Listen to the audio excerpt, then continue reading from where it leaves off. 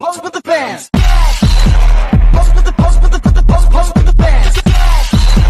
Pose with the pose with the pose with the bands. Pose with the bands. Pose with the bands. Assalamualaikum warahmatullahi wabarakatuh. Perkenalkan, kami dari Universitas Dia Nusantara, Prodi Manajemen Fakultas Bisnis dan Ilmu Sosial, kelompok 3 dari mata kuliah Perbankan ingin menyampaikan materi tentang Kami akan menyampaikan materi tentang prinsip pemberian kredit. Yuk kita simak bareng-bareng.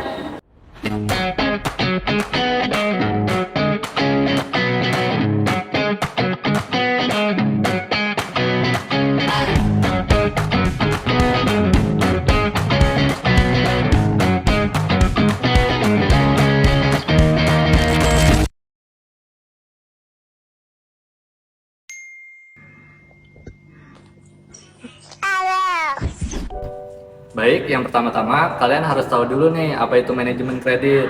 Nah, manajemen kredit adalah proses perencanaan, pengorganisasian, pengendalian, dan pengawasan terhadap pemberian kredit agar berjalannya sesuai dengan kebijakan dan tidak menimbulkan risiko kerugian.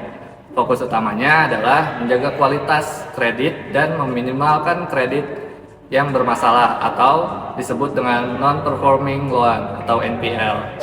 Selanjutnya ada peranan manajemen kredit. Apa aja sih peranan manajemen kredit? Menilai kelayakan debitur, mengelola risiko kredit, menjaga likuiditas perusahaan, meningkatkan keuntungan, dan mendukung pertumbuhan ekonomi. Nah, kalian tahu apa itu manajemen kredit dan peranan manajemen kredit? Yuk kita bahas prinsip pemberian kredit. Yang pertama ada karakter, menilai reputasi dan moralitas calon debitur, termasuk integritas, kredibilitas, dan riwayat kredit.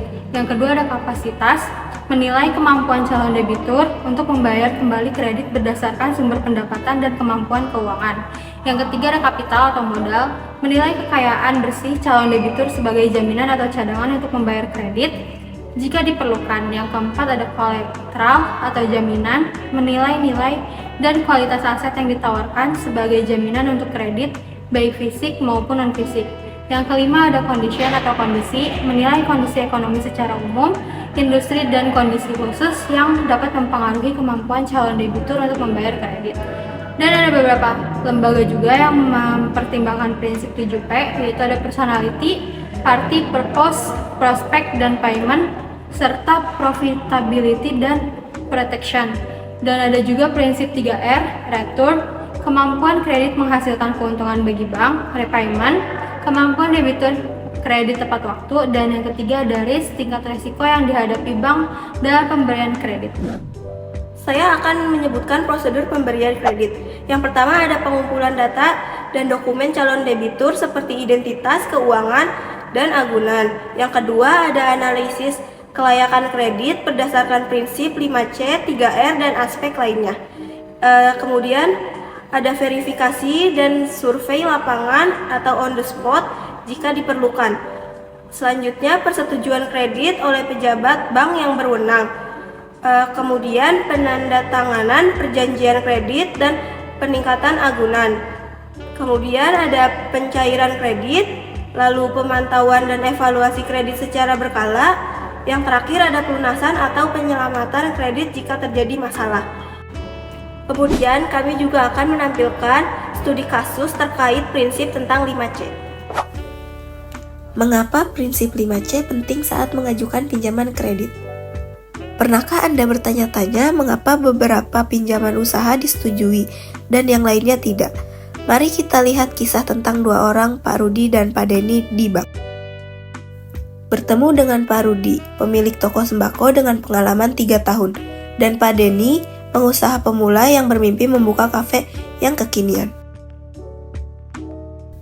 Pak Rudi menjelaskan usahanya, omset tetap per bulan sekitar 15 juta rupiah, modal sendiri 20 juta, dan mencari dana 50 juta untuk renovasi. Ia bahkan membawa catatan keuangan sederhana dan menawarkan toko dan sepeda motornya sebagai jaminan. Petugas Bank Bulina mengangguk setuju. Di sisi lain, Pak Denny berbagi idenya tentang kafe yang sedang tren. Konsepnya keren, tetapi tidak ada pengalaman bisnis, tidak ada modal, dan tidak ada aset untuk jaminan. Bu Lina menanyakan tentang pengalaman dan jaminan, tetapi jawaban Pak Denny kurang memuaskan. Tidak ada bukti kemampuan untuk membayar pinjaman kembali. Jadi, siapa yang senang?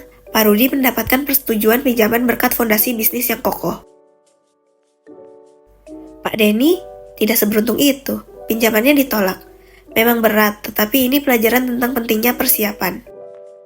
Rahasianya di sini. Bank menggunakan prinsip 5C untuk memutuskan siapa yang siap dalam karakter, capacity, kapital, kolateral, dan condition. Pak Rudi memenuhi semua kriteria itu. Pak Denny masih perlu perbaikan. Jadi, sebelum mengajukan kredit, tanyakan pada diri sendiri. Apakah Anda benar-benar siap? Ingat, bank ingin membantu bisnis Anda berkembang, tetapi mereka perlu bukti bahwa Anda mampu menangani tanggung jawab tersebut. Jadi jangan hanya bermimpi, bawalah rencana Anda. Punya ide bisnis, mulailah mempersiapkannya sekarang. Kuasai 5C Anda dan lihat bagaimana bank mengubah impian Anda menjadi kenyataan. Karena niat baik saja tidak cukup, Anda bisa melakukannya saat mengajukan pinjaman dan mengembangkan bisnis Anda. Nah, setelah kalian tadi sudah menonton studi kasusnya, menurut kalian gimana? Sudah mulai pahamkah dengan materi yang kita sampaikan? Dan di sini juga kita bahas ya bagaimana bank menetapkan bunga kredit dan bagaimana bank memutuskan apakah kamu layak diberi pinjaman. Yuk kita bahas bareng-bareng. Nah, yang pertama ada suku bunga flat.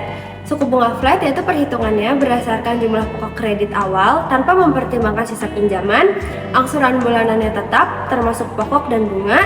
Biasanya digunakan untuk kredit jangka pendek seperti KTA atau kredit konsumtif. Yang kedua ada suku bunga efektif, yaitu perhitungannya berdasarkan sisa pokok kredit setiap bulan, bunga yang dibayarkan berkurang seiring dengan berkurangnya sisa pinjaman, angsuran bulanannya bisa bervariasi dengan bagian bunga yang lebih kecil pada bulan-bulan akhir. Yang ketiga ada suku bunga anuitas, yaitu merupakan kombinasi dari perhitungan bunga flat dan efektif, menentukan angsuran tetap atau bunga dan pokok setiap bulannya. Lebih adil bagi peminjam karena bunga yang dikenakan pada sisa pokok pinjaman, namun perhitungannya lebih kompleks. Selanjutnya ada suku bunga floating, yaitu suku bunga yang dapat berubah mengikuti kondisi pasar, biasanya terkait dengan bunga acuan seperti BI rate. Dan angsuran bulanannya bisa berubah mengikuti fluktuasi suku bunga pasar. Dan yang terakhir ada suku bunga tetap atau fixed rate, yaitu suku bunga yang besarnya tidak berubah selama masa pinjaman. Angsuran bulanannya juga tetap memberikan kepastian perencanaan keuangan.